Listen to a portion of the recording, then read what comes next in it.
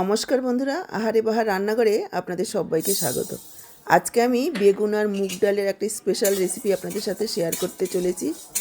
এটা দারুণ টেস্টি হয় খেতে, একেবারে মাছ মাংসের স্বাদকেও হার মানাবে। বাড়িতে মাছ মাংস না থাকলে এই রান্নাটা যদি করে নেওয়া হয় তাহলে সবাই চেটেপুটে খাবে। বাড়ির সবাই বারবার রিকোয়েস্ট করবে এইভাবে বানানোর জন্য। তো চলুন দেরি না করে রেসিপিটা দেখে নেওয়া যাক।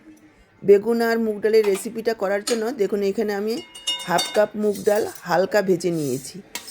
এভাবে একটু হালকা ভেজে নিতে হবে, কালারটা চেঞ্জ হয়ে গেলে আর মুগ ডালের সুন্দর একটা গন্ধ বেরিয়ে গেলে ডালটাকে নামিয়ে নিয়ে কড়াতে দিয়ে দিচ্ছি কিছুটা জল। জলটা গরম হতে থাকুক, এই সময়ে আমি ডালটাকে দুবার ধুয়ে নেব। ডালের মধ্যে অনেক ধুলোবালি থাকে, দুবার ধুয়ে এই যে গরম জলটা করেছি সেই গরম জলটা দিয়ে ডালটাকে ভিজিয়ে রাখতে হবে 10 মিনিটের জন্য। এতে করে ডালটা একটু ভিজে যাবে আর রান্নাটা তাড়াতাড়ি হবে। বন্ধুরা, আজকের রেসিপিটা খুবই স্পেশাল, একেবারে দারুণ টেস্টি হয় খেতে। আশা করছি আপনাদের নিশ্চয়ই ভীষণ ভালো লাগবে। ভিডিওটা দেখে যদি ভালো লাগে অবশ্যই একটা লাইক করে বন্ধুবান্ধবদের সাথে শেয়ার করে দেবেন। আর ইউটিউব থেকে নতুন দেখলে চ্যানেলটাকে সাবস্ক্রাইব করবেন, ফেসবুক পেজ থেকে দেখে থাকলে পেজটাকে ফলো করবেন। দেখুন ডালটাকে ভিজিয়ে রেখেছি আর এদিকে নিয়েছি একটা বেগুন। আমি একটা বেগুন দিয়ে তৈরি করব, মোটামুটি 4 থেকে 5 জন খেতে পারবে। আপনারা আপনাদের প্রয়োজন অনুসারে কম বেশি করে নেবেন। বেগুনের পরিমাণটা বাড়ালে মুগ ডালের পরিমাণটাও একটু বাড়িয়ে নিতে হবে। আমি এখানে গোল তাল বেগুন নিয়েছি, আপনারা এটা যে কোনো বেগুন দিয়েই করতে পারবেন, তবে বেগুনগুলোকে এইভাবে লম্বা লম্বা করে কেটে নিতে হবে।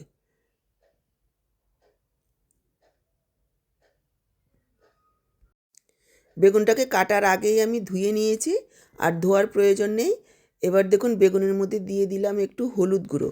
এখানে আমি লবণ দেব না, শুধু হলুদ মেখে রেখে দেব যাতে বেগুনটা কালো না হয়ে যায়। এবার দেখুন গ্যাস অন করে কড়াই বসিয়ে দিয়েছি আর কড়াতে দিয়ে দিলাম সাদা তেল।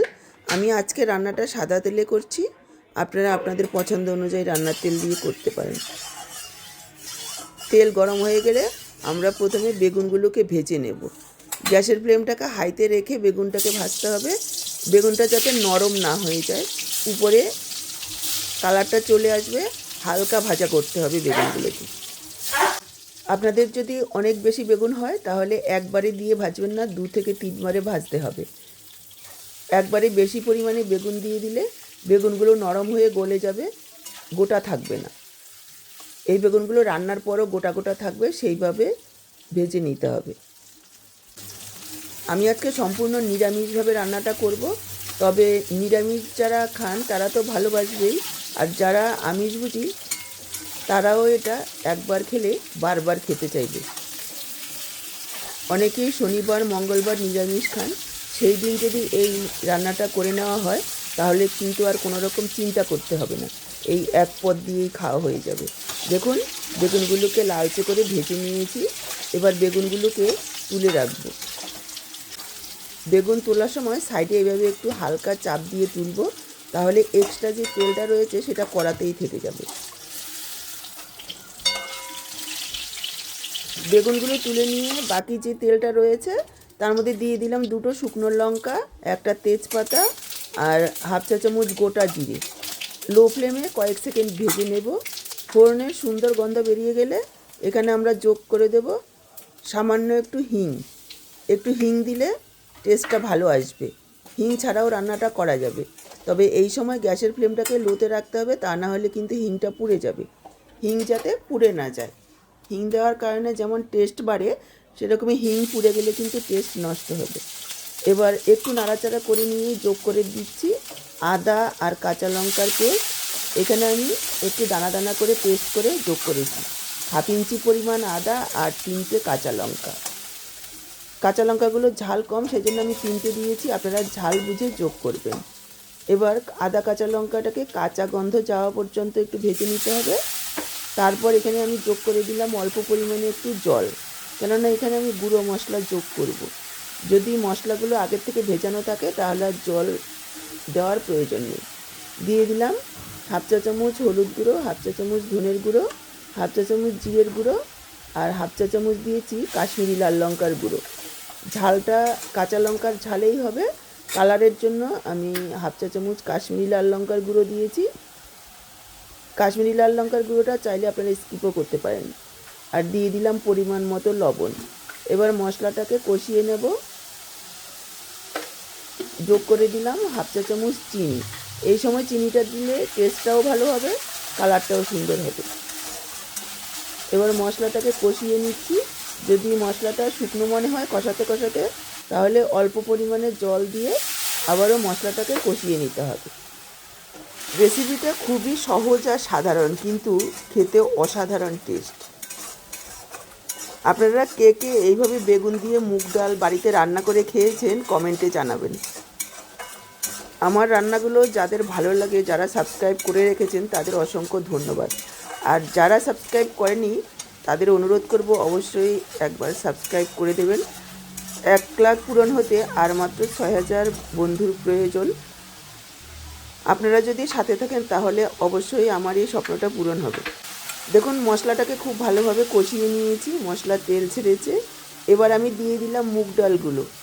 মুগ ডাল জলে ভেজানো ছিল, জলটাকে ছেঁকে ডালগুলোকে আমি যোগ করে দিয়েছি। মশলার সাথে একটু কষিয়ে নেব। দেখুন মশলার সাথে প্রায় 2 মিনিট মতো মুগ ডালগুলোকে কষিয়ে নিয়েছি। দেখেই বুঝতে পারছেন নিচে লেগে যাচ্ছে। মশলাটাও ভাজা ভাজা হয়েছে আর ডালগুলোও মশলার সাথে ভাজা ভাজা হয়েছে। এবার যোগ করে দিচ্ছি গরম জল। এখানে অবশ্যই গরম জল যোগ করবেন, এতে ডালটা তাড়াতাড়ি সেদ্ধ হবে আর স্বাদও ভালো হবে। আমি সাইডেই গরম জল বসিয়ে রেখেছিলাম। প্রায় 2 কাপ পরিমাণ জল এখানে আমি যোগ করে দিয়েছি। জলটা একটু বুঝে দেবেন, যদি প্রয়োজন হয় তাহলে পরে যোগ করতে হবে। এটা পাতলা ডাল হবে না, এটা একটু শুকনো শুকনো হবে, সেই পরিমাণ বুঝেই জল যোগ করে দিতে হবে।